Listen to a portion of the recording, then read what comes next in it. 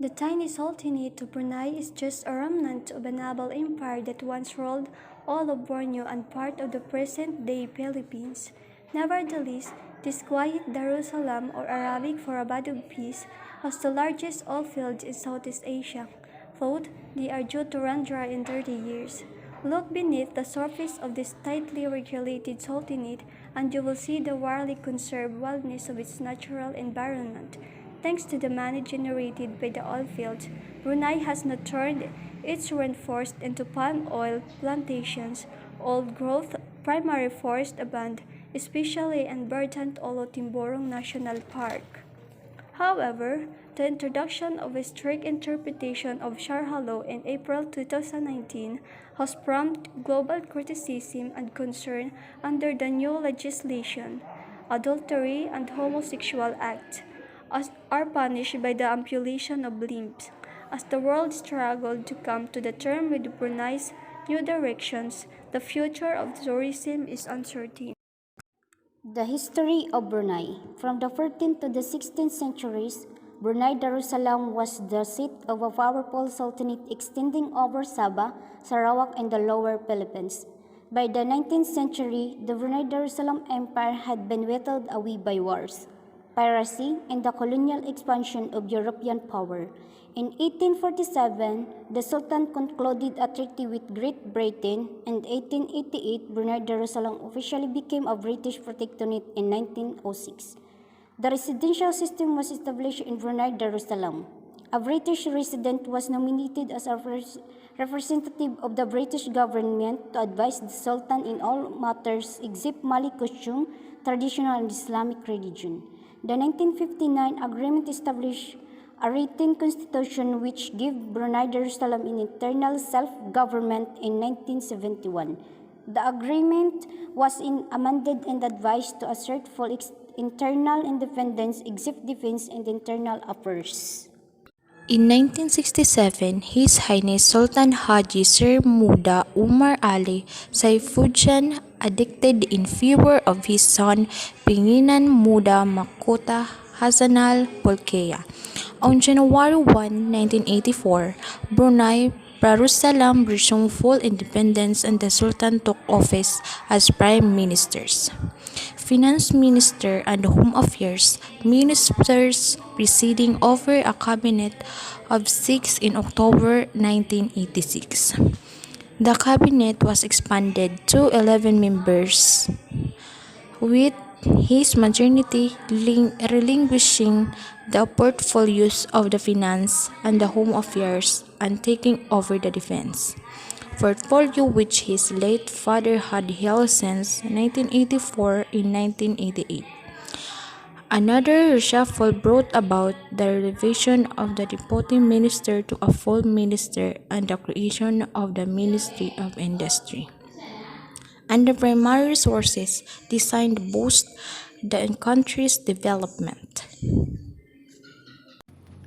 Brunei culture mainly derived from the old Malay world, where they encompass the Malay archipelago and from this stem what is known as the Malay civilization. Based on the historical facts, various cultural elements and foreign civilization had a hand and influence of the culture of this country. Thus, the influence of culture can be traced to the four domination period: Animism, Hinduism, Islam, and the West. However, it was the Islam that managed to one that roots deploy into adopted as the stated ideology and philosophy. Jerusalem is richly endowed with cultural heritage steadfastly maintained until today.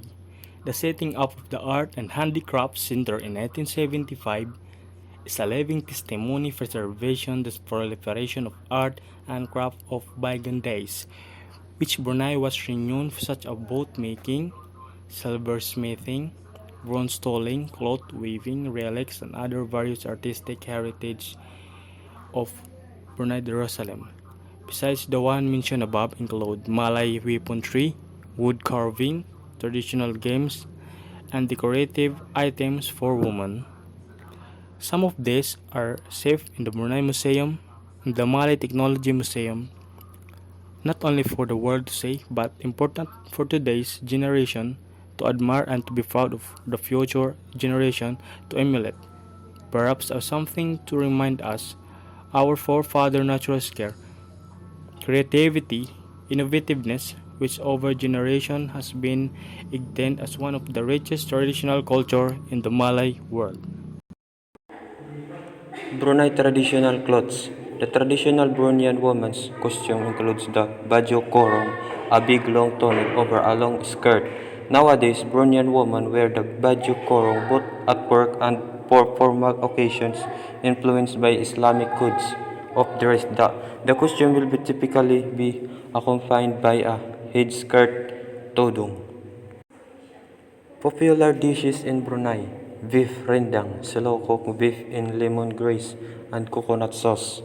Nasi lemak, a rice dish is cooked in coconut milk and pandan leaves, usually served for breakfast. Nasi lemak can be served with many side dishes: eggs, chicken, beef, roasted peanuts, or vegetables. Festival and events in Brunei.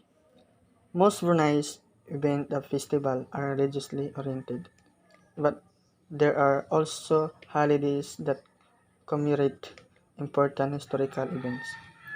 The first day of Hijrah is the birthday of the Prophet Muhammad, and Chinese New Year don't have fixed dates. Other celebrations like a National Day and the Sultan birthday have a fixed dates. Each year, Brunei goes to a cycle of events that either highlight the national achieve of the tradition. These are often considered to be some of the best time to visit the country. January 1st, New Year Day, is celebrated with a fireworks display and parties with the families and friends. The New Year's event. Future tennis and golf, squash, and scuba diving, of whaling, of kayaking, and windsurfing event. Or February. Chinese New Year is celebrated by the Chinese community beginning around the time of the first day of the first full moon on the Chinese lunar calendar. This festival lasts for about 2 weeks. Is celebrated with family reunion dinners, paying to respect to elder, visiting relatives and friends, of presenting and power.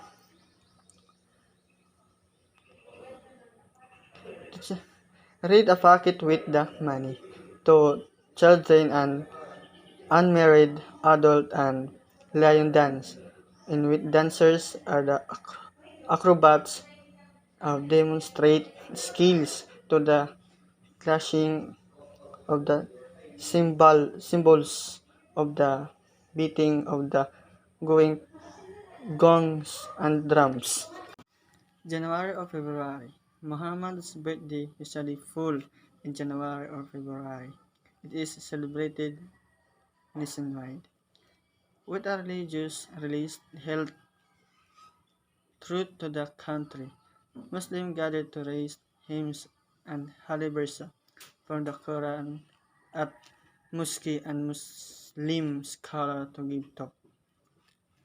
In the Brunei, the Suralam, this occasion of the known as the Maulidin Nabi of SAW Muslim throughout the country honor this event.